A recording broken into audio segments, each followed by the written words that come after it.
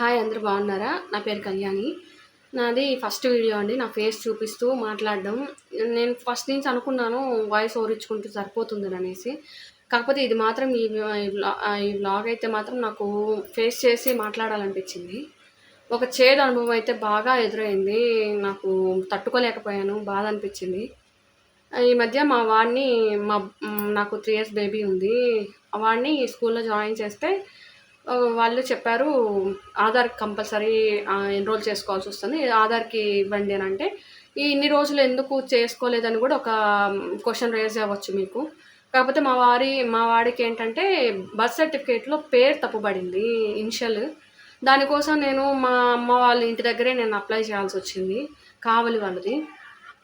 అది మళ్ళీ నేను వెళ్ళడం, రావడం ఇదంతా నాకు ఇదవ్వలేదు. వెళ్ళినప్పుడు గుర్తు లేకపోవడం, పాత సర్టిఫికేట్ ఏదైతే ఉందో అది తీసుకుపోవాలి అని ఒక క్వెషన్ రేజ్ చేశారు. తర్వాత బాబు ఉండాలి అని చెప్పి ఇంకో క్వెషన్ రేజ్ చేశారు. వాళ్ళ ఆధార్ కార్డులు అవన్నీ ఉండాలని ఇంకో క్వెషన్ రేజ్ చేశారు. ఏదో జరుగుతూ ఉంది. సరే తిరుగుతున్నాను, వస్తున్నాను. సరే ఒకసారి మాత్రం కన్ఫర్మ్ అయిపోయింది. తీసుకొని వచ్చాను, సర్టిఫికేట్ తీసుకొచ్చుకున్నాను. ఇప్పుడు ఇష్యూ ఏంటంటే వాడికి ఆధారు కోసం నేను అప్లై చేశాను కదా, బర్త్ సర్టిఫికేట్ అయితే కన్ఫర్మ్ అయిపోయింది, వచ్చేసింది. ఇంకా ఆధార్కి అప్లై చేసుకుందామని చెప్పేసి తిరుగుతుంటే ఇక్కడ సర్వర్లు పనిచేయట్లేదని చెప్పేసి ఒక 2-3 సెంటర్లలో అయితే మాకు ఇంటి దగ్గర ఉన్న నియర్ బై ఉన్నవి అన్నీ చూసుకున్నాము, ఎక్కడా లేదు. తర్వాత మంగమూరు రోడ్డు దగ్గర మంగమూరు డొంక అంటారో తెలీదు, రామ్నగర్ ఏరియా సైడ్ వెళ్ళాలి. ఆ ఏరియాలో ఎస్ఎస్ఎన్ కాలేజ్కి ఎదురుగుండా కెనరా బ్యాంక్ పక్కన ఆధార్ సెంటర్ ఉంది, వెళ్ళండి అని చెప్పారు. నేను చాలా పాజిటివ్ వైపు తోటి నేను జనరల్గా ఏం చేస్తానంటే ఒక 1 మినిట్ వీడియో పెట్టుకొని వాయిస్ ఓవర్ ఇచ్చుకుంటా చేస్తానన్నమాట. కానీ ఇదవ్వలేదు. అక్కడికి వెళ్ళిన తర్వాత మైండ్ అంతా చేంజ్ అయిపోయింది. వెళ్ళాము, అక్కడ టోకెన్ సిస్టమ్ ఉంది, అది బాగా నచ్చింది నాకు. అది కూడా చెప్దాం అనుకున్నాను, పాజిటివ్ వేలో చెప్దాం అనుకున్నాను. ఎక్కడికి వెళ్ళినా నాకు అది అంటే మనం వెళ్ళాము అని అంటే మనల్ని ఇంకా తెలిసిన వాళ్ళు ఉంటే మనకు పని తొందరగా జరుగుతుంది కదా, అట్లా లేదు అక్కడ. టోకెన్ సిస్టమే ఉంది, ఎవరిని అయితే పిలవాలో వాళ్ళనే పిలుస్తారు. సరే అయిపోతుంది, అన్నీ జరుగుతున్నాయి, ఎన్రోల్ చేసుకోమని చెప్పారు. వెళ్ళంగానే వాళ్ళు ముందు మీకు బయోమెట్రిక్ కావాలి, మీ ఫాదర్ అండ్ మదర్ది కంపల్సరీ అని చెప్పారు. సరే వెళ్దాము, చేయించుకుంటేస్తే అయిపోతుంది అని అంటే వాళ్ళు చేయించిన తర్వాత ఒక 3 డేస్ 4 డేస్ తర్వాతే బాబుది ఎన్రోల్ చేయించుకోవాలని చెప్పారు. లేదండి ఇట్లా అవుట్ ఆఫ్ స్టేషన్ వెళ్తున్నాము, కుదురుతుంది అని అంటే మాత్రం చేసే పని అయితే చెయ్యండి అని అన్నాము. మావి బయోమెట్రిక్ అయిపోయిన తర్వాత ఒక 15 మినిట్స్ అట్లా కూర్చొని ఉండండి, తర్వాత వాళ్ళకి ఎన్రోల్ అయిపోతుంది, పైకి వెళ్ళిపోతుంది కాబట్టి అప్పుడు మీరు చేయించేసేసుకుంటారు అని చెప్పారు. అలాగే మాది అయిపోయిన తర్వాత మా బాబుకి మళ్ళీ అప్లై చేసుకొని అన్నీ చేసుకున్నాము, అయిపోయింది.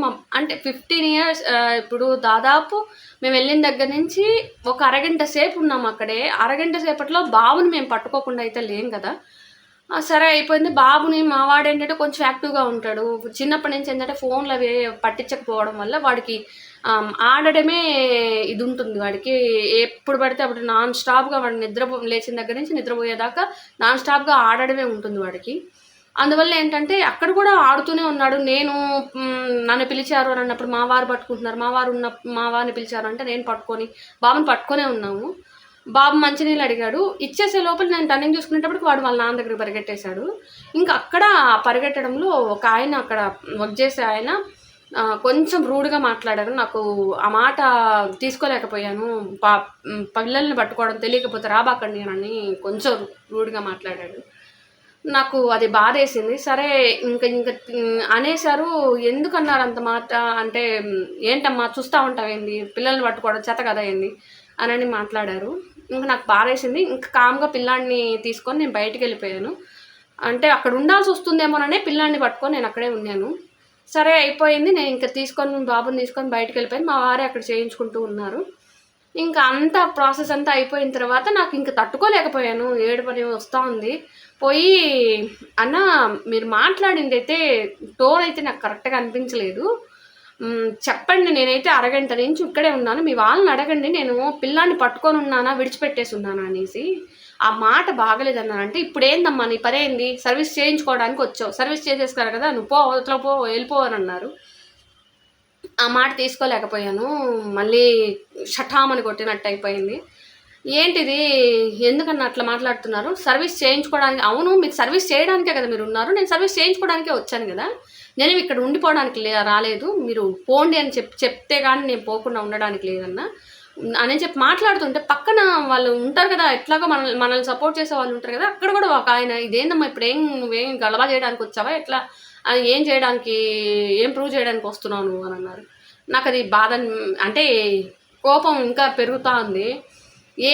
మనం అక్కడ ఏం ప్రూవ్ చేయడానికి వెళ్తామండి, పసిపిల్లలు తీసుకొని పోయినప్పుడు అక్కడ మనం సరౌండింగ్స్ అన్నీ చూసుకొని మనం పట్టుకోకపోతే నేను చెప్పాను, నేను పట్టుకోకపోతే నేను అక్కడెక్కడో కూర్చొని ఉండాలి, మా బాబు పాటికి మా బాబు తిరుగుతూ ఉండాలి కదా, మా బాబు వెనకే నేను ఎందుకున్నాను, అలా మాట్లాడకండి, అది రాంగ్, మీరు మాట్లాడిన టోన్ బాగలేదు నాకు అని చెప్తే ఇప్పుడు ఏంటమ్మా అయితే ఇప్పుడు ఏం చేస్తావు, నువ్వు వెళ్ళవమ్మా చాలుగానని చెప్పి అన్నారు. మళ్ళీ నాకు మాటికి వెళ్ళండి లేకపోతే రూడ్గా మాట్లాడడం, అరిచి మాట్లాడుతున్నావు, అంతలోపల మా హస్బెండ్ వచ్చారు, మా హస్బెండ్ని కూడా మాట్లాడుతూ ఉన్నారు, అట్లా మాట్లాడడం కరెక్ట్ కాదు కదని నేను ఒక్కటే అడిగాను, కొంచెం ఉమెన్ని మాట్లాడేటప్పుడు ఉమెన్ కార్డ్ అని రేస్ చేస్తున్నానని అనుకోవద్దు, కాకపోతే ఆడవాళ్ళకి కొంచెం అది వెళ్ళిందంటే మైండ్లోకి వెళ్ళిందంటే మేము సెన్సిటివ్గా ఉంటామండి, అది నేను ఆ వేలోనే చెప్పాను. అన్న ఆడవాళ్ళతో మాట్లాడేటప్పుడు కొంచెం బాగా మాట్లాడండి, అది కరెక్ట్ కాదు కదా అని చెప్పాను. అని అంటే ఇప్పుడు ఏం ప్రూవ్ చేస్తావు, ఏం చేయాలనుకుంటున్నావు, ఎందుకు మీరు అట్లా అరుస్తున్నారు అది ఇది అన్నారు. ఇంకా అట్లా పెరిగిపోయింది. సరే అయిపోయింది, నేను ఇంకా నా బాధ తట్టుకోలేకపోయాను, సర్వీస్ సర్వీస్ చేయడానికే కదా అని చెప్పి ముందు అన్నాను కదా, ఆ మాటను పట్టుకున్నారు వాళ్ళు. సర్వీస్ చేయడానికే కదా మీరు ఉన్నారని మాట్లాడతావేంది అని అన్నారు. మీరు సర్వీస్ చేయించుకున్నారు కదా వెళ్ళిపోండి అని చెప్పి మీరు అన్నారు, అందుకనే నేను అన్నాను మీరు సర్వీస్ చేయడానికే కదా మీరు ఉన్నారని చెప్పి నేను రేస్ చేశానన్నా అని చెప్పాను. అని అనేటప్పటికీ వాళ్ళకి తీసుకోలేకపోయారు ఆ మాట అనడం ఎంతవరకు కరెక్టు, ఏం మాట్లాడుతున్నావు నువ్వు అది ఇది అని అన్నారు. మరి మేమందరం పోకపోతే ఆ సెంటర్స్కి, మా లాంటి వాళ్ళందరూ పోకపోతే ఆ సెంటర్స్ అన్నీ మూసేసేస్తే వాళ్ళు కామ్గా ఇంట్లోనే ఉండాలి కదా, నా పాయింట్ అది కరెక్టా కాదా, ఇది మీకు ఎవరికన్నా ఇది కరెక్ట్గా అనిపిస్తుంది అని అంటే మాత్రం కమెంట్ సెక్షన్లో చెప్పండి. ఇది చాలామంది నేను ఇంటికి వచ్చిన తర్వాత మా వాళ్ళతోటి మాట్లాడుతుంటే అలాంటివి చాలా ఫేస్ చేస్తున్నారంట మా నేబర్స్ అంతా, ఇట్లాగా ఎక్కడికి వెళ్ళామమ్మా ఏంటమ్మా అంటే ఇది సంగతి ఇట్లా జరిగింది అని అంటే, ఇక అక్కడే కాదు హాస్పిటల్స్లో తర్వాత ఎక్కడ పెట్టినా అట్లాగే మాట్లాడుతున్నారు, రూడ్గా మాట్లాడుతున్నారు, ఎక్కడో చేతగాని వాళ్ళు మాట్లాడుతున్నారు అని అనేసి, అది మాత్రం కరెక్ట్ కాదు. ఎంతవరకు కరెక్ట్ అనేది అర్థం కావట్లేదు. అంత సర్వీస్ చేయడానికే వచ్చినప్పుడు పక్కన ఆయన మాట్లాడుతున్నారు, 500 మెంబర్స్ దాకా డీల్ చేస్తున్నాం, మార్నింగ్ ఎప్పుడో వచ్చాము, ఈవినింగ్ అయిపోయింది, మాకంటూ ఉంటుంది కదా పేషెన్సీ ఉండాలి కదా అనేసి. పేషెన్సీ లేదు అని అనుకున్నప్పుడు నేను అనిపిస్తుందండి, పేషెన్సీ లేనప్పుడు ఆ సర్వీస్లో ఉండని అవసరం లేదు. ఆ సర్వీస్కి వచ్చిన తర్వాత ఎంతమందినైనా డీల్ చేయగలమని మీకు ముందుగానే ప్రిపేర్ అయ్యే రావాలి కదా. మేమేమైనా అక్కడ గందరగోళం చేసేసి పిల్లాడినో లేకపోతే అసలు అక్కడ లేదు, పిల్లలకి అలౌ చేయట్లేదు, ఆధార్ సెంటర్లో అలౌ చేయము, పిల్లల్ని ఆడిపించుకోకూడదు లేకపోతే పిల్లలు అరవకూడదు, నేనేం లైబ్రరీకి వెళ్ళానా, లేదు కదా. అక్కడ మెన్షన్ చేయండి, ఇట్లా చిన్నపిల్లల్ని రాకూడదు లేకపోతే చిన్నపిల్లలు ఇట్లా అల్లరి చేయకూడదు అని మెన్షన్ చేయండి.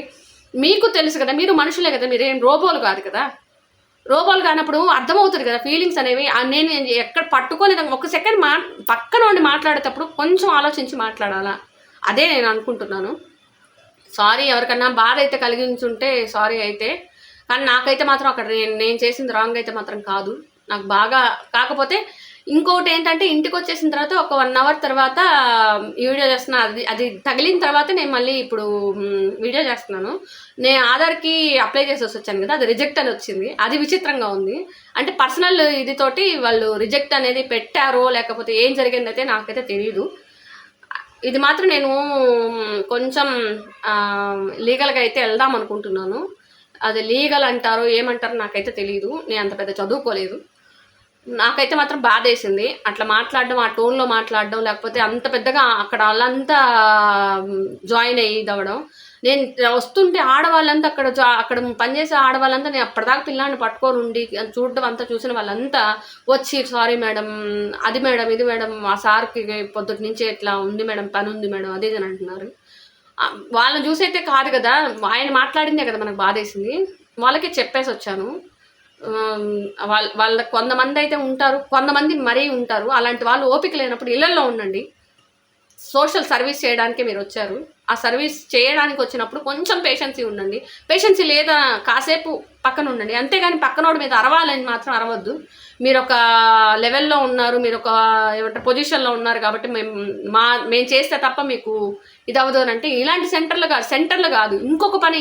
హోటల్లో అయితే ఇంకొక హోటల్ అవుతుంది, హాస్పిటల్ అయితే ఇంకో హాస్పిటల్ అవుతుంది.